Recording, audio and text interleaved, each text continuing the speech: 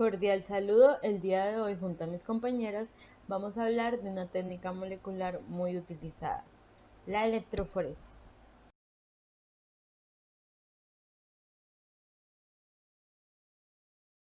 Técnicas moleculares, electroforesis, presentado por Lina María Sierra Ospina, Daniela Alejandra González Villamizar, Lizeth Mariana Estupiñán Pérez, Universidad Antonio Nariño, Biología Molecular, Facultad de Medicina, segundo semestre, año 2020. Antes de comenzar a tratar el tema, expondremos una breve introducción referente a este. La electroforesis es una técnica de análisis molecular implementada básicamente en la separación de moléculas que se encuentran expuestas a un campo eléctrico, permitiendo de tal forma la obtención de muestras con un objetivo de análisis y estudio posteriormente investigativo.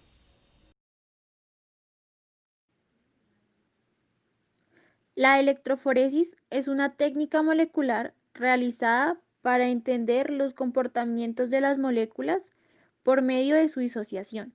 Se realiza en una matriz o gel y separa moléculas en base a su tamaño y carga. La relación entre la masa y la carga es directamente proporcional y siempre se va a conservar. Lo esencial de esto es la separación de las moléculas en sustancias de ácidos nucleicos o proteínas. Cada molécula tiene una carga específica. Esto hace referencia a que son átomos ionizados, es decir, que han perdido o ganado electrones, y cumplen la ley fundamental de la electrostática.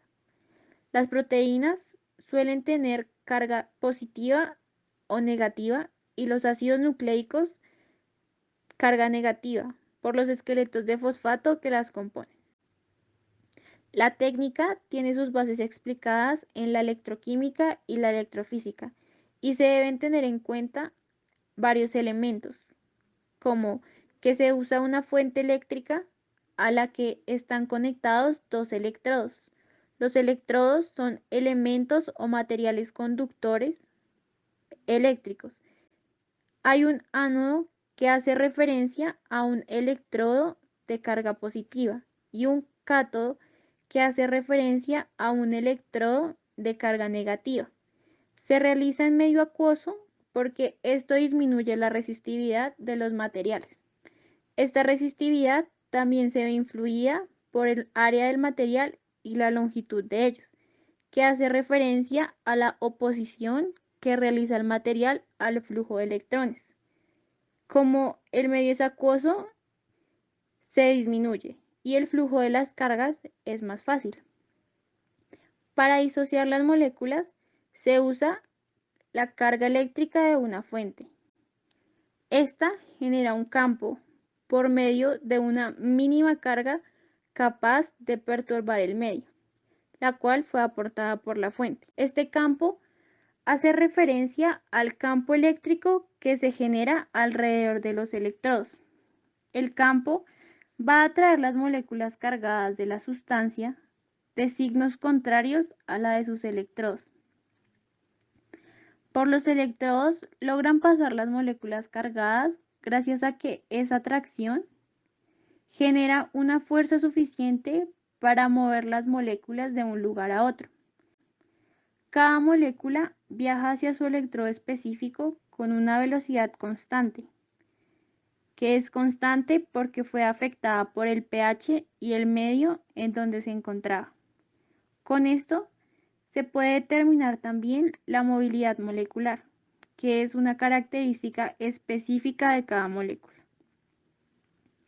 Al momento en el que las moléculas fueron introducidas al medio, sufrieron reacciones de protonización o desprotonización en base al pH del medio, ya que es por este valor que está dado el comportamiento de ellas. Se realiza una comparación entre el pH y valores específicos de las moléculas, sean proteínas o ácidos nucleicos. Si el pH es mayor que esos valores, la molécula tiende a desprotonarse y si es menor, la molécula tiende a protonarse. No todas las moléculas cumplen esta regla química. Eso depende de los elementos de las cuales están conformadas. Por esta interacción y en base a las nuevas cargas que esto le proporciona, la molécula termina desplazándose hacia su electrodo específico. Los aniones, moléculas de carga positiva, van al cátodo y los cationes, moléculas de carga negativa, viajan hacia el ánodo. Las moléculas se diferencian principalmente por el número de protones y electrones que lo componen ahora y el tamaño, lo cual puede llevar a un análisis de la técnica. La técnica de electroforesis se lleva a cabo a partir de un procedimiento general, el cual es preparar gel de agarosa o acrilamida que dependan de la concentración, mezclar las muestras con amortiguador o buffer de carga adecuada, cargar las muestras analizadas en el gel, realizar la corrida electroforética al voltaje pertinente y por último visualizar las muestras ya sean ácidos nucleicos o las proteínas. Además de esto, existen dos maneras de llevar a cabo la técnica de electroforesis: la electroforesis horizontal y la electroforesis vertical. La electroforesis horizontal se lleva a cabo con el gel de agarosa para ácidos nucleicos. Para el corrimiento, el buffer debe cubrir el gel con la finalidad de evitar que se seque por el calentamiento inducido por el paso de la corriente eléctrica. Al momento de cargar las muestras en los pocillos, se puede optar por hacerlo en seco. Esto es, llenar parcialmente la cámara con líquido de corrimiento de tal manera que la parte superior del gel no se cubra de buffer para que los pocillos puedan llenarse sin interferencia del líquido. Una vez cargada la muestra, se corre por unos minutos a bajo voltaje hasta que la muestra entre en el gel y entonces se cubre del todo con el buffer de corrimiento. También existe la técnica denominada electroforesis submarina, lo cual se puede considerar una clase de subtipo de la electroforesis horizontal, en la que la totalidad del gel se cubre con buffer de corrimiento, desde el momento de cargar las muestras en los pocillos. En esta técnica, el buffer siempre debe cubrir el gel y se llama submarina porque la muestra se coloca con el gel sumergido en el buffer. Por otra parte, para llevar a cabo la electroforesis vertical se utiliza un tampón discontinuo. Un cátodo se encuentra en la cámara superior y el ánodo se encuentra en la cámara inferior. Los electrodos presentes en cada compartimento proporcionan el campo eléctrico requerido. Se vierte una fina capa de gel entre las dos placas de vidrio montadas. Por lo tanto, la porción superior del gel está sumergida en la cámara superior y la porción inferior del gel está sumergida en la cámara en la parte inferior. Una vez que se aplica la corriente, una pequeña porción del tampón se mueve a la cámara inferior desde la cámara superior a través del gel. La corriente aplicada en esta técnica es de unidades de minutos. En la electroforesis vertical, el tampón solo fluye a través del gel. Esto permite un control preciso del gradiente de voltaje durante la etapa de separación. Se puede utilizar gel de acrilamida ya que los compartimientos no están expuestos al oxígeno atmosférico. Debido al tamaño de poro más pequeño de gel de acrilamida, se puede lograr una separación precisa con una resolución más alta. En términos más sencillos, la electroforesis vertical es empleada únicamente con gel de poliacrilamida, el cual es implementado para proteínas y ácidos nucleicos de pequeño tamaño. El gel debe estar englobado por dos placas rectangulares de vidrio, de modo que el buffer que se encuentra en el gel genera la corriente eléctrica, llenando así las cubetas o compartimientos del ánodo y el cátodo. A continuación, un ejemplo de cómo se ve la separación de muestras en la técnica de electroforesis horizontal.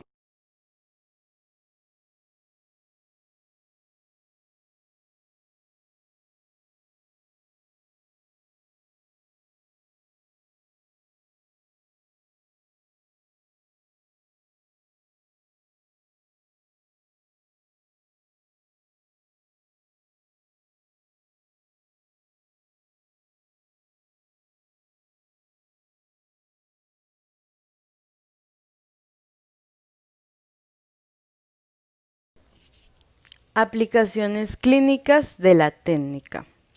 La electroforesis, al ser habitual y crucial en los laboratorios del campo clínico, permite un gran grado de versatilidad y disminuye la complejidad en la separación de especies químicas, proporcionando de este modo un avance en el análisis biomolecular en beneficio médico. Esto se logra entender por medio de algunos ejemplos más puntuales y específicos, tales como el uso de la técnica para determinar el tamaño molecular de los ácidos nucleicos, ADN y ARN, lo que nos permite el análisis de los fragmentos cortados y es útil en la comparación de muestras para adquirir información más a fondo de los ácidos nucleicos de diferentes agentes infecciosos para su posterior estudio. Un tipo de electroforesis muy comúnmente usado en el ámbito clínico es la capilar, ya que con esta podemos analizar las proteínas y su separación con polímeros de diferentes tamaños, la detección de las isoformas de transferrina asociadas con diversas variantes del desorden congénito de glucosilación, determinar el nivel de testosterona en fluidos corporales, control del dopaje, anomalías clínicas y neurológicas, determinar la causa genética de muchas enfermedades y un uso más general como es el monitoreo de diversas biomoléculas. Para entender esto más a fondo podemos resumir que el uso de esta técnica se aplica en la investigación genómica y farmacéutica, expandiendo sus campos en el diagnóstico molecular y clínico, facilitando así los objetos investigativos.